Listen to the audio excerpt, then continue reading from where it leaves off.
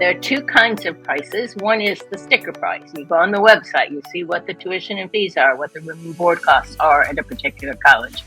But what you actually pay is the net price. In other words, that college may give you a discount, it may give you an institutional grant, and you're quite likely to get some grant aid from the state, from the federal government. So whether you can afford it depends on is the net price. But what we see most visibly and what's most simple to monitor is the sticker price. Hi, folks, and welcome to the MIFA podcast. Happy 2026. This is it. It's our first show of the new year, and we got a good one for you. I'm Jonathan Hughes, and I'm the host. And today, we're going to be highlighting a topic that I've been sort of chewing on for a while. It's something that I've been reading about. I've been seeing articles about this topic pop up here and there for the past few months. The one that first caught my attention was in the Atlantic magazine entitled "The Secret That Colleges Should Stop Keeping." So what's the secret? Well, it's that the price of college isn't actually rising nearly as much as folks think. In fact, for most families, it costs less now to go to college than it did 10 years ago. So that's good news, right? We should tell people, we should make sure that people know about this. But then a thought was voiced among some of us. Seems a little tone deaf after all. We know that tuitions keep rising. People are having a hard time paying for college. We talk to folks all the time wondering how they can finance their child's college education or their own. So which is it? Is the price of college falling? Is it not? Well, like so much, it's complicated. And here to help us navigate this question in all of its complicated glory is our guest on the show today, Sandy Baum. She was actually quoted as a source in that Atlantic article that I mentioned earlier. She's an expert on this topic, of course, and she was gracious enough to give us some of her time. So I will be back after our talk to wrap things up. Now, let's meet our guest. So I'm Sandy Baum. I'm a senior fellow at the Urban Institute. I'm a higher education economist, and I was a professor of economics at Skidmore College for many years. I just have done a lot of research and writing and thinking and talking about higher education finance. And for 18 years, I co-authored the College Board's publications, Trends in College Pricing and Trends in Student Aid. So that caused me to think in great detail about college prices and student aid. Thank you for being on. And that cuts to the heart of what we want to talk about today, which is the cost of college and you know, this current state of it. And there's been some news that has come out and some articles that I've seen you quoted in and about this perception that, you know, the cost of college continues to increase to such an extent that it will soon be, if it isn't already, out of reach for many or most families. Is that the case? Okay, well, first, let me say that when you say the cost of college, what you really mean is the price of college. And we tend to differentiate. The cost is like we have to produce college education. And the cost of producing college education rises all the time. It's expensive, right? People don't like to think about that. Like, how did this come about? What does it cost to produce? And what people really care about is the price that they pay for college. And there are two kinds of prices. One is the sticker price. You go on the website, you see what the tuition and fees are, what the room and board costs are at a particular college. But what you actually pay is the net price. In other words, that college may give you a discount, it may give you an institutional grant, and you're quite likely to get some grant aid from the state, from the federal government. So whether you can afford it depends on is the net price. But what we see most visibly and what's most simple to monitor is the sticker price. The sticker price is much higher than it was 30 years ago after adjusting for inflation. Much higher than it was 20 years ago, but not higher than it was 10 years ago. In other words, this idea that prices are rising rapidly hasn't been true for the most recent years. Really, it's a decade. If you look at how huge increases over the previous 2 decades, but not between 2015 and 2025. So now that doesn't mean it's cheap, right? And when you ask whether people can afford things, it's not actually how fast they've gone up in recent years, it's how high they are. that determines whether they can afford them or not. It's like people think if there was a lot of inflation in general, food prices went up. They want to see the food prices go down. They're not going to go down. If Right. we tackle inflation, the prices might stay the same. They might Mm-hmm. rise very slowly, but they're not going to go down. And so that doesn't mean that people are going to be able to afford them unless their incomes rise enough. So, yeah, college, the sticker price of college is certainly out of reach for many people, particularly people in the bottom half of the income distribution whose incomes have simply just not been rising to keep up with all the expenses that they face. And they buy a lot of things before they think about paying for college. You pay your rent, you pay for your utilities, you eat.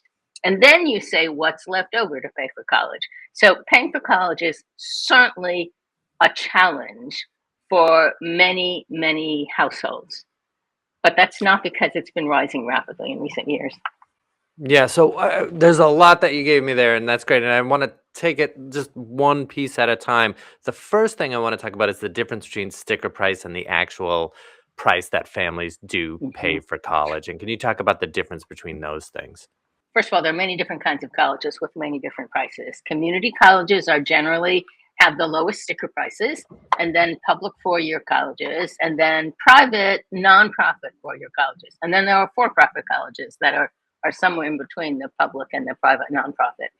But for many colleges, particularly the most expensive ones, and particularly the private nonprofit ones, the price that they charge, they might give everybody a discount. They might tell you you're getting a merit scholarship. They might tell you you're getting an athletic scholarship. They might, say you come from California, you get a scholarship.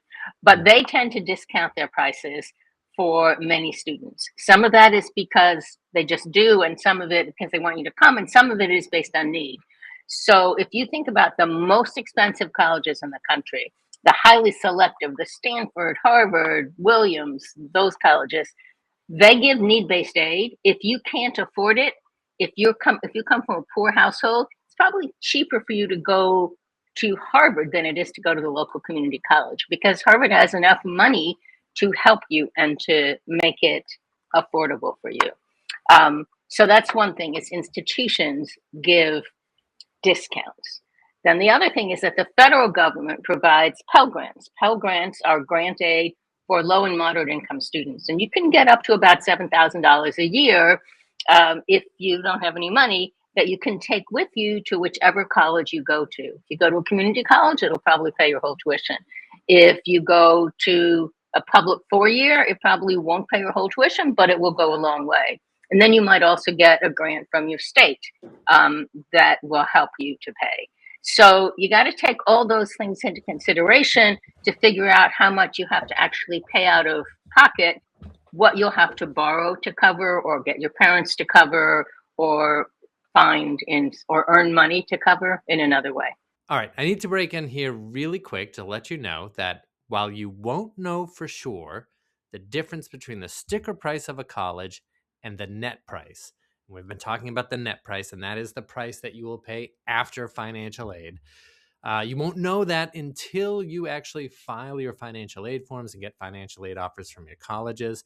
But there are ways to get an idea of what the actual net price of a college might be for you now. See, every nonprofit college is required to have a net price calculator on their website. Now, it should only take a few minutes for you to complete. Put in your information, including income and assets, number of family members in your household, etc. And the calculator will produce a sample financial aid offer from that college and a resulting balance. Now, a few words of caution. It's only an estimate, and as an estimate, it's only as accurate as the information that you supply. And of course, there may be changes in your finances between when you use the calculator and when you actually end up applying for aid. But overall, I think it's a really valuable tool for families to use and get a sense of what kind of aid they may be eligible for at a particular college. Okay, now back to the chat. Has there been an increase at the level of how much aid is granted, or has that pretty much Mhm. stayed static? Institutions are actually awarding an increasing share of the grant aid, Mm. and they have been increasing the amount that they offer. States, to a lesser extent, the federal government, there was a big increase like in 2010, 2011, 2012. Then that hasn't really been increasing much. Mm. So is it enough? It's not enough for many people who are struggling to pay. Hmm. But that's not because it's been shrinking. The net price of college has actually been declining for most groups at most institutions. Not declining precipitously, but Sure. certainly not increasing. I think that's important too, and I'm glad that you keep stressing that this is a relative change. It's not that we're trying to say to everybody, "Hey, great news! College is so cheap now; everyone can Right, afford it." right. So I'm glad that you keep sort of pointing that out. I also want to say, ask you a question about inflation. Is it just that you said that the net dollars are higher, but that is it just that they are increasing at a slower pace than everything else has increased? Well, if you look at just the sticker tuition prices at private nonprofit colleges, um, there the inflation really does explain a lot of it in the sense that like they increase their tuition every year, not by the same amount, but there's not that much variation. It might be 2% or 3% or 5%. So when there's a lot of inflation in the economy, the real increase, the inflation adjusted increase, is lower. Like when we had 7% inflation a couple of years ago, Hmm. general inflation, Hmm. colleges didn't suddenly say, oh, we're going to raise our tuition by 7%. So you saw that decline in real terms. In the publics, there's much more of a relationship to state appropriations, so the state funding that colleges get. So you had huge increases in the early 2000s and the early 1990s when we had a recession and states pulled back on funding. Huge increases. And over the last decade, they really have had smaller annual increases, even forgetting about inflation. Hmm. And then with inflation, there have really been sort of negative changes. So I would say public institutions really have been, implementing, even forgetting about inflation, smaller increases in recent years. Mm. And then add inflation to that, and you see, well, everything else got more expensive. Now, Mm. one thing that we haven't mentioned is that when people go to college, they still have to live and eat. Some students live on campus and they pay those charges to the institution. Some people get an apartment and they have to pay rent and food. Some people live at home with their parents. But housing prices and food prices have gone up quite a bit in recent years. Like that's what a lot of the inflation has been. And Mm. so people think that if you look at the budget of being in college, then Mm. you're like, well, how am I going to pay my rent? I'm going to school. I'm not working full time. How am I going to do that? And that has become an increasing challenge. It has nothing to do with the price of college, but Sure. it does seriously affect the budgets of college students, and they have to come up with that money. If this is the case where, tuition has been sort of the relative cost of it has been declining over the past 10 years, it doesn't feel as though people know that or feel that that is true. Well, the first thing is, you pay for college only for a few years while you're there. So the fact that it has been expensive for a long time doesn't make it any easier for you when you come to the door. You're like, oh my God, I have this huge expenditure to add to my budget.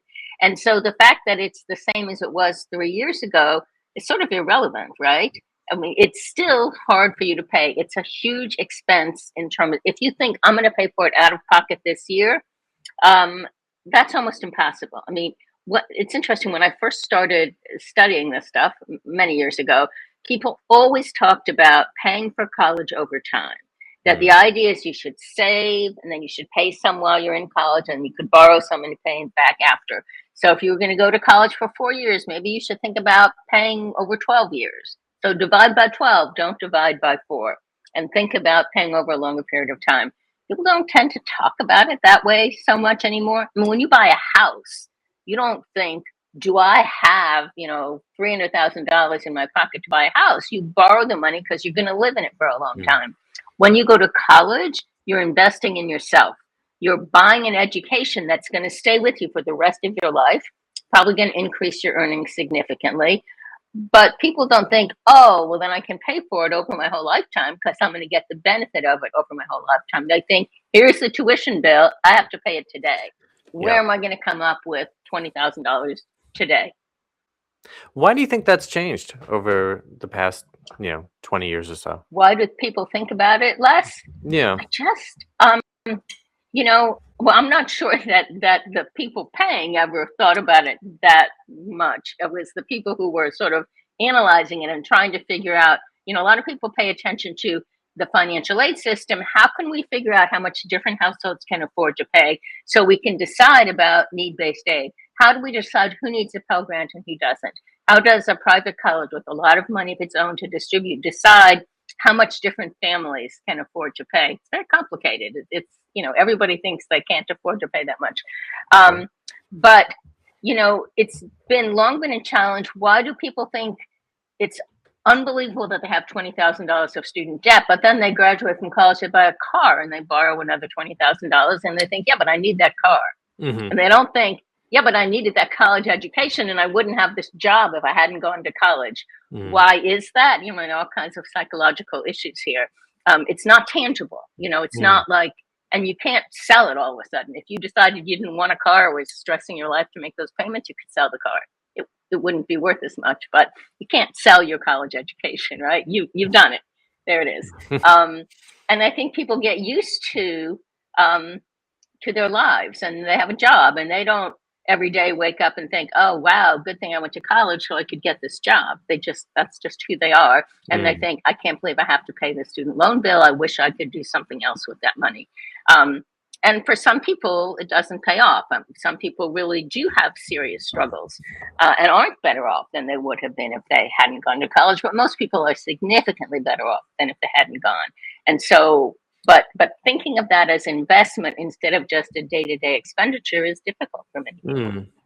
You mentioned a few decades of really high growth in the price of Price, yeah. college. Yeah, for the 90s and the what is it, the 80s, the 90s. The And I'm just 2000s. wondering, the 2000s, yeah. I'm wondering what drove those costs, if we know that. And how long does Hmm. things like that, how long do these trends take to appear? Like this trend that we're talking about now, I saw a few articles about it, and they measure this time from 2014 on. These sort of big trends, how long do they take to come into focus, and do we know what sort of drives them? Well, I'm not sure that there's a consistent answer to that. We Hmm. know in terms of public institutions, if you draw a graph of the annual percentage change in state appropriations per student at public institutions and the annual change in tuition, they just move in opposite directions. When appropriations are shrinking or growing more slowly, tuition rises more rapidly. And then when appropriations recover, tuition increases slow down. Hmm. That's a real pattern. So that's Hmm. clearly part of the explanation. Now, if you know there's a recession and states figure out how to fund higher education anyway, or like now with cuts in Medicaid, that's going to put a strain on state budgets. Are they Mhm. going to respond by cutting appropriations for higher education? Higher education is going to say, please don't, but I'm not sure that that's going to be so effective. Um, Private colleges, that's not so much the issue, but when the economy sours and people don't feel as affluent, or their stock portfolios diminish, um, they're going to make fewer donations. And a lot of private colleges either have endowments that people have donated to them, or they collect money every year. You get a letter from the college you graduated from saying, please give us some money. And even if they don't have a significant endowment, they may rely on those donations. And those could be harmed. There are obviously, we're witnessing now the federal government pulling back a lot of its support for research at colleges and so on. That's significant. So where their revenues come from, but expenditures, colleges do lots of things that they didn't do 30 years ago. They Mm. have lots more things you can major in. They have lots better facilities. They have more people on campus who support students who have difficulty learning. They have, a whole range of things. that may improve student learning and outcomes, and some of them may not. Some of it is competing for students. I want you to come to my college, and and another college wants you to come to them, and so they either give you more grant aid, or they promise you, a fancier dorm room or whatever. So that certainly is an element of it as well. So we've been talking for 20 minutes or so, and we've painted this really sort of complex picture because it is complex. But to just sort of break everything down in a helpful way for families or students who may be listening to this and thinking about, someone like me who has a 12-year-old who's saving for college and worried about if they're able to afford it, and looking at the sort of sticker price of college Mm-hmm. continue to rise. How should they take this information, this trend that we've been talking about, and sort of incorporate that into the way they think about paying for college or applying to college or affording Yeah. college? Well, one is, if you can afford to save, you should absolutely save. Mhm. Put money into a 529 college savings account, or put it just into a special account and say, this money I'm saving for my kid to go to college. Now, I know some families can't do that. So that's not that everybody should do that. So you should save. You should recognize that there are lots of different options. And you should recognize, so in other words, should a student plan to live at home? Should they plan to live on campus? And there are great advantages to living on campus. And if you can afford it, it may well be worth it. But you can save a lot of money by not. You should not think about just the sticker price, because again, as I said before, it can sometimes be cheaper to go to a college with a higher price tag because they have more money to help you. They have more financial aid. So don't say you can't apply to any expensive colleges. The student should apply to a range of institutions that are appealing and suitable for that individual student. There's no list that's the best for everybody. But don't eliminate colleges because of their price tag until you see what financial aid they'll offer. And then you may have to eliminate them because of their price tag. So you should think about it that way. You should think about, what does the student want? And many people have no idea when they're 18 what they Yeah. want to do when they grow up. So picking a very narrow path can sometimes be a mistake. It may be better to go someplace where you have a broad set of liberal arts choices, and then realizing you're going to have to get a job afterwards, make choices while you're there, depending on your interest. And one really important factor is, one thing that makes college much more expensive for many people is they don't graduate on time. I mean, Mm. the average student doesn't get a bachelor's degree in 4 years. It takes 5 years or more. That adds tremendously to the price of going to college. So academic preparation is really, really important. Students need to be prepared academically to succeed when they get to college. So thinking about all of those things, and then apply for financial aid. Fill out the federal application, see if your school asks for other information, look for private scholarships that may be around in your community, but absolutely apply for financial aid. And when it comes to borrowing money, you shouldn't be panicked about borrowing money for college. It's a good investment. It's okay, but borrow from the federal government. Don't run to the bank and get a loan with a high price tag that you'll have to pay off for your kids if they die. I mean, the federal government has lots of protections for students. And so borrowing a reasonable amount, a moderate amount through the federal government, that's okay for the student to do that, because they'll probably be able to pay it back. And if they're not able to, they won't have to. I realize this might not be a fair question to ask you, but just do you expect this trend to continue for the next Which 10 trend? years, the declining price of Oh, college? I am not going to make any predictions about that. Okay. I think, I guess I would say, I mean, right now, especially because we're in such a sort of impending crisis about what is going to happen on many campuses, I think there is enough concern about college prices that we're unlikely to get to where we were when we had like double-digit increases in price. I don't think it's going to happen that way again. Mhm. Do I think that the price is going to continue to fall in real terms? Probably not. Mm. But hopefully it will grow more slowly than it did over preceding decades. All right. Is there anything else that you would like to say to any families or students or any I counselors or guess, anybody who may be listening? no, just that, I mean, look, it's expensive. I mean, there are a few big investments that you make in your life, and college is one of them. and hopefully, you do it once. And it's worth it for most people. You just have to choose right. It's not just go to college, any college. You want to know why you're going. You want to make a good choice about what's right for the student. Um, and you want to think this is an investment. How would I pay to make an investment? What if I were starting a small business? I'd borrow some money. I'd make sure I studied in advance, whether it was promising in terms of revenues. It's not it's not a simple decision. And there's a lot of information out there. Don't pay for that information.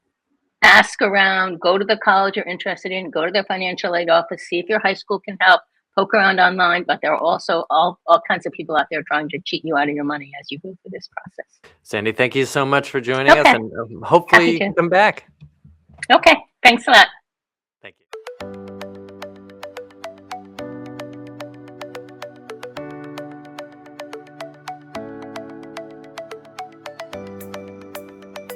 All right, that was our show, everyone. I'd like to thank our guest, Sandy Baum, for her time. It was a real pleasure to have her on, and hopefully we get to do it again. And folks, if you liked what you heard or what you saw on the show today, you want to hear more from us on planning, saving, and paying for college and career readiness, well then please follow the show wherever you find your podcasts, and please remember to leave us a review. I'd like to thank our producer, Sean Connolly. I'd like to thank Meredith Clement, AJ Yee, Lisa Rooney, Lauren Dance, and Christina Davidson for their assistance in posting the show. Once again, my name is Jonathan Hughes, and this has been the MIFA Podcast. Thanks.